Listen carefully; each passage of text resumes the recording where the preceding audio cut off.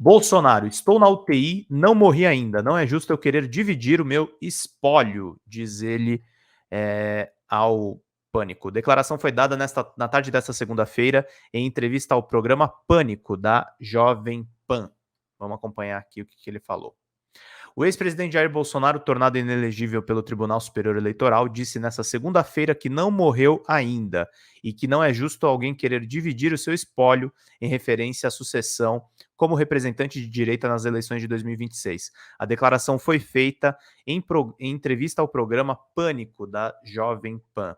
Bolsonaro está impedido de disputar um cargo público até 2030 e se tornou o primeiro ex-presidente na história a perder os direitos políticos em um julgamento no TSE. Na sexta-feira, a Justiça Eleitoral entendeu que o ex-presidente praticou abuso de poder político e usou indevidamente os meios de comunicação ao atacar, sem provas, as urnas eletrônicas em uma reunião com embaixadores às vésperas da campanha no ano passado. Quando questionado qual seria a sua bala de prata, declarou ter a sua própria eleição presidencial. O comentário foi feito em entrevista à Folha de São Paulo na semana passada. Bolsonaro disse não ver alguém com conhecimento suficiente no país para substituí-lo. Ele citou os governadores Tarcísio de Freitas, do Republicanos, e Romeu Zema, do Partido Novo.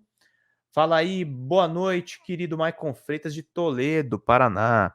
E Romeu Zema, do Novo de Minas Gerais, como lideranças de direita, sem considerá-los como possíveis sucessores. Eu estou na UTI, eu não morri ainda. Não é justo ninguém querer dividir o meu espólio, afirmou ele. Em seguida, após afirmar não querer dar conselho a Zema, Bolsonaro pediu calma aos potenciais sucessores. Para eles, lideranças que se colocarem como presidenciáveis desde já se tornarão alvos de ataques e serão mais escrutinados pela sociedade.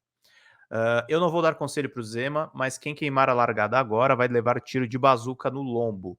Então vai com calma, tem tempo ainda, 2026 passa por 2024, afirmou. Ele está contando com a eleição de prefeito, gente. Quando perguntado o que faria de diferente se pudesse voltar no tempo, até janeiro de 2019, o primeiro ano do seu mandato, Bolsonaro respondeu que teria baixado um pouquinho o tom de voz. Antes, ele se definiu como alguém de perfil explosivo e objetivo e acrescentou que colocaria políticos nos ministérios palacianos, antes que despacham do Palácio do Planalto, Casa Civil, Secretaria de Governo, Secretaria-Geral da Presidência e Gabinete de Segurança Institucional. No seu governo, esses cargos estiveram ocupados predominantemente por militares. Em seguida, mentiu ao afirmar que não foi o seu pessoal que fez quebra-quebra em Brasília, em referência aos bolsonaristas que invadiram a sede dos Três Poderes em 8 de janeiro. Seus aliados têm tentado emplacar a versão segundo a qual os manifestantes seriam infiltrados de esquerda.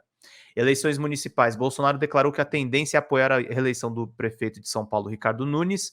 Na eleição municipal de 2024, para ele, o ideal seria o PL lançar uma candidatura própria, mas ainda não há um nome viável para disputar o pleito.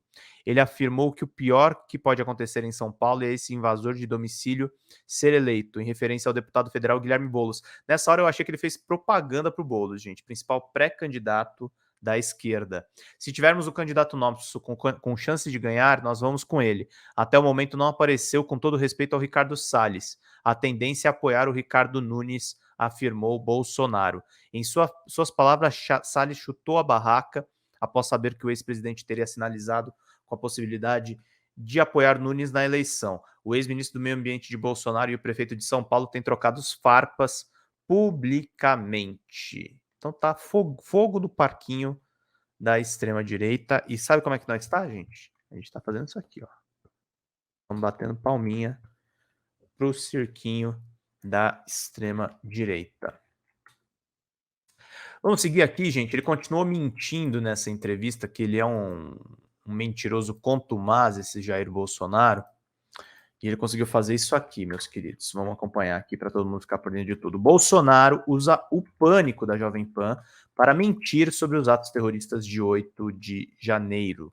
Sob o risco de cassação de concessões por atentar contra o regime democrático, a Jovem Pan dá espaço para Bolsonaro propagar a narrativa que é defendida por seus aliados na CPMI dos atos golpistas. É isso aí.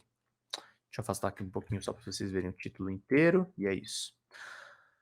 Com concessões em risco por uma veiculação sistemática. Opa! uma veiculação sistemática de conteúdos que atentaram contra o regime democrático, a Jovem Pan destinou mais de 1 hora da sua programação nesta segunda-feira para dizer que Jair Bolsonaro falasse abertamente de diversos temas e mentisse descaradamente sobre os atos terroristas de 8 de janeiro, realizado por apoiadores seus que pediam um golpe de Estado. Na entrevista ao programa Pânico, Bolsonaro distorceu uma declaração do ministro da Defesa José Múcio Monteiro e mentiu dizendo que o meu pessoal não participou dos atos que depredaram as sedes do Congresso, do Supremo Tribunal Federal e do Palácio do Planalto. Esse pessoal do 8 de janeiro, quem fez aquele quebra-quebra não foi o nosso pessoal, foi o próprio ministro da Defesa, o senhor José Múcio, que falou que não houve uma figura central no 8 de janeiro e quem fez a baderna. O quebra-quebra não foi aquele pessoal que estava acampado. Palavras do próprio ministro da Defesa, José Múcio, disse Bolsonaro. O ex-presidente, no entanto, distorceu uma fala controversa de Múcio, que defende que os atos terroristas não tinham militar da ativa. E apesar de dizer que não havia uma figura central, Bolsonaro afirmou que foram agricultores aqui do Centro-Oeste que financiaram, foram donos de ônibus.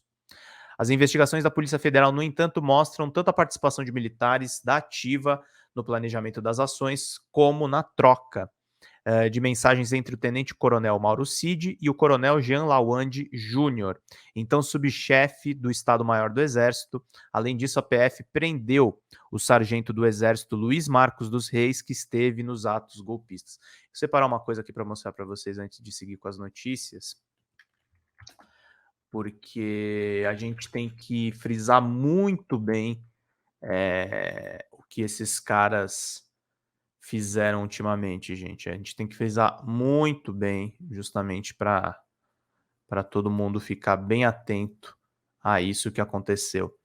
Eu vou pegar um trecho da CPMI do DF, justamente que eles questionam aquele George Washington que tentou botar a bomba em Brasília. E a entrevista serviu para Bolsonaro tentar emplacar a narrativa que seus apoiadores tentam impor na CPMI dos atos golpistas. E a dificuldade que o pessoal está tendo no parlamento, nosso pessoal, né, passou a ser a minoria na CPI. Apesar de ser um instrumento da minoria e a maioria do governo está tomando conta, eles estão tendo dificuldade. Tivemos muita sorte quando teve aquela divulgação das imagens do general G. Dias, de forma pacífica, passeando no meio daqueles que estavam depredando prédios públicos. É uma imagem daquele fotógrafo da Reuters chutando uma porta que estava aberta, emendou Bolsonaro na entrevista. Ele somente.